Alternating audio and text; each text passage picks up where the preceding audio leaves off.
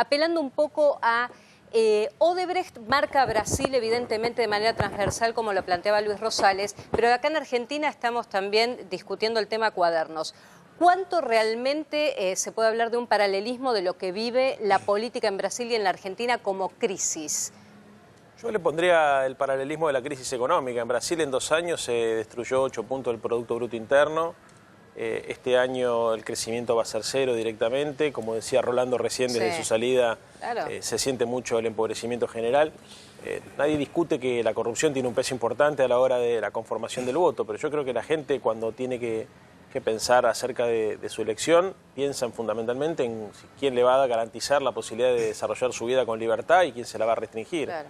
Y yo creo que en el caso de Brasil se siente mucho el cambio de política popular, o sea, desde que inclusive yo creo que el cambio no viene solamente con Temer, viene desde antes, viene con Dilma Rousseff. Sí. Dilma es sometida por poderes muy concretos, fundamentalmente un sector paulista muy fuerte que la obliga a cambiar de ministro de Economía, lo saca Levy, que lo pone a Levy, perdón, que era el ministro de Economía neoliberal que acompaña el último tramo de la gestión de Dilma, y se derrumba la economía brasilera. Eso genera además una crisis en el PT. La crisis en la base social del PT no es solamente por el problema de corrupción, es fundamentalmente por el giro ideológico que tiene Dilma en el último tramo de su mandato. Eso empobrece mucho más a las bases populares. Y yo creo que el problema, y con esto termino, el problema que tiene hoy el Partido de los Trabajadores es que hay un sector importante de la sociedad que fue favorecida con las políticas de Lula, que tiene cierto resentimiento con Dilma, que no va a ir a votar. Entonces, vos fijate, por ejemplo, hoy me decía un compañero que conoce bien la realidad del Brasil, la poca cantidad de negros que hay en el Parlamento brasilero.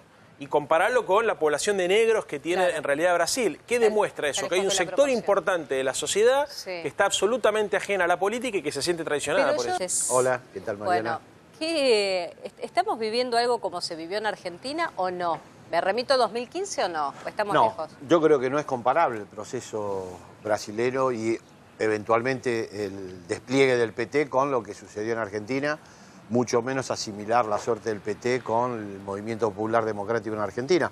Yo creo, como señalaba Leandro, acá el PT está de alguna manera viviendo su crisis que se extiende desde el segundo mandato de Dilma. No olvidemos que Haddad es un candidato perdidoso en la intendencia emblemática del PT de Sao Paulo, después del segundo mandato de Dilma, incluso después del golpe, en las elecciones municipales que se suceden en 2016. Fue muy insatisfactorio el gobierno de Dilma Rousseff, de hecho volcó la política económica a uno de los representantes del Fondo Monetario Internacional y llevó adelante el ajuste que proponía su rival en la campaña, que Aécio Neves proponía un ajuste como el que está llevando adelante salvaje, como el que lleva Macri hoy acá en Argentina. Ahora, por supuesto que eso afectó de una manera importante a un sector de la población que le dio la espalda a Dilma. Dilma pasó de 70 de popularidad antes del golpe a menos de 10 puntos durante su gestión. Entonces, no habría que sorprenderse de las dificultades que tiene el PT para afirmarse en esta elección frente a un candidato antidiluviano como es Bolsonaro. Efectivamente, los errores fueron muchos. Hay colgado una autocrítica de Lula en YouTube, donde dice, mucha gente nuestra está enojada con nosotros porque Dilma no hizo lo que había dicho que iba a hacer.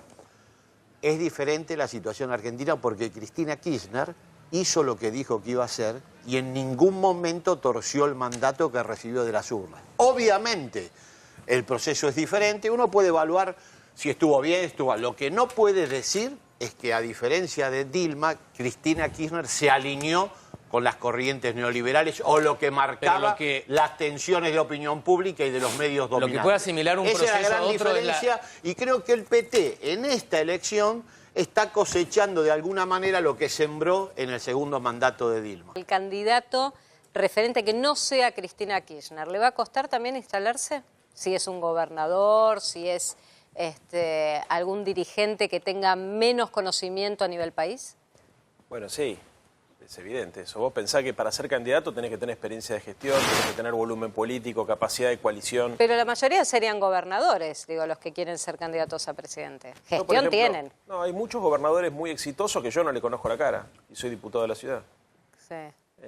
Si vos me preguntás a mí, creo que a la mayoría de la gente le debe pasar lo mismo, ¿no es cierto? O sea, lamentablemente, porque el sistema de medios está muy concentrado en la ciudad de Buenos Aires, lo mismo debe suceder en Brasil, y tener conocimiento nacional es una inversión millonaria, es muy difícil. Yo creo que lamentablemente uno de los problemas que tiene la democracia latinoamericana es que tiene un sistema de partidos débil. Cuando vos tenés un sistema de partidos fuerte, hacia adentro de los mismos partidos políticos se empieza a preparar la renovación con mucho tiempo de antelación. Entonces vas proyectando en los congresos partidarios los distintos recambios.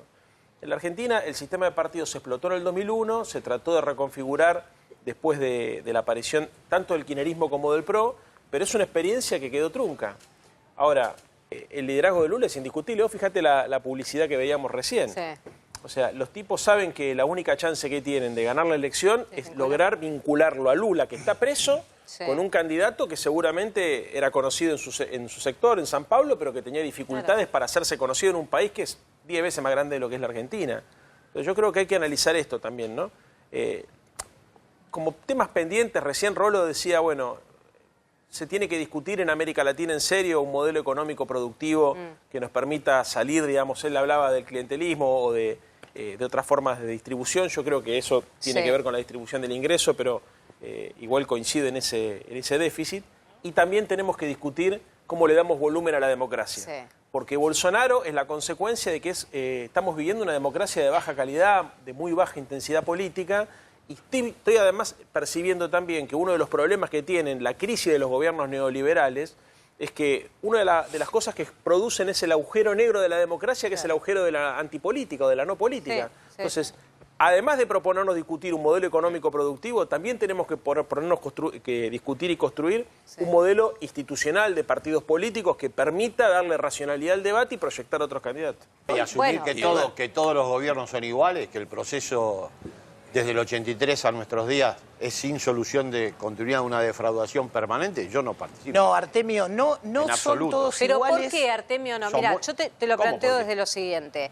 Los modelos económicos que han pasado sucesivamente fueron fracasando, no fueron mejorando, fueron parches.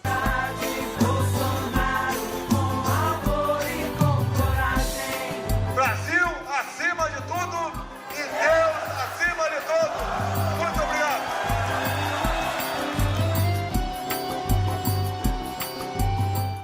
Esto que te estábamos mostrando es un spot de campaña que vieron los brasileros que quieren ser convencidos por Bolsonaro de que los voten. Leandro, ¿a qué partido político acá te Me parece la revolución de la alegría, ¿no?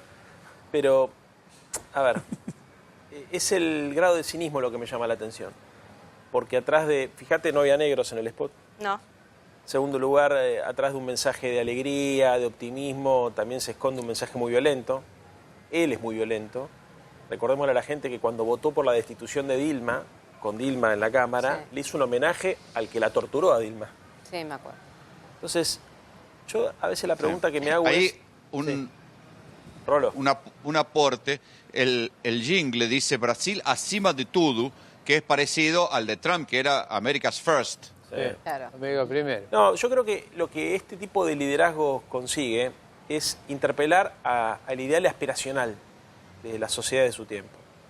Y yo escuchaba, por ejemplo, que después de la movilización enorme que hicieron las mujeres en contra de las declaraciones de Bolsonaro, Bolsonaro creció en las encuestas. Incluso creció en las encuestas en el padrón femenino. Sí, Rolando dijo un 6%, creo que era el dato. Rolando, que vos planteabas, la lectura que muchos analistas hacen de eso es que el comité de campaña de Bolsonaro le preguntó a las mujeres brasileras si se sentían identificadas con las mujeres feministas que habían marchado y las estigmatizó de peludas, de negras, o sea, y tuvo una construcción simbólica perversa que desde la lectura nuestra es horripilante porque utiliza el cinismo, lo peor de todos nosotros, la xenofobia, el racismo, ¿no? Pero les dio resultado, o por lo menos les estaría dando resultado. Entonces, muchas veces nosotros nos preguntamos por qué los sectores populares votan a las clases dominantes o a proyectos de derecha que lo que van a hacer es perpetuar su condición de humildes o de excluidos. ¿Por qué? Bueno, y yo creo que muchas veces tiene que ver con que nosotros presuponemos que la gente vota por criterios económicos y no siempre es así. Bueno, hay identidades políticas, hay gente que vota en función de lo que desea parecerse o al lugar aspiracional, claro, al lugar al que le gustaría pertenecer. Claro. Entonces el hecho, por ejemplo, de que el paradigma estético... Y te agrego... ese lugar aspiracional hay que agregarle la desesperación. A lo largo de este programa vinieron no menos de 20 personas, pero otra que pobres, mezcla de pobres con tipos arruinados por la droga, a pedirnos una moneda. Mirá. O sea, la pobreza extrema se siente. No estamos en un barrio pobre, estamos en un lugar que sería como si dijéramos en Almagro. Ahora, ¿esa gente, Rolo, vos crees que va a votar el domingo? No, están afuera del sistema.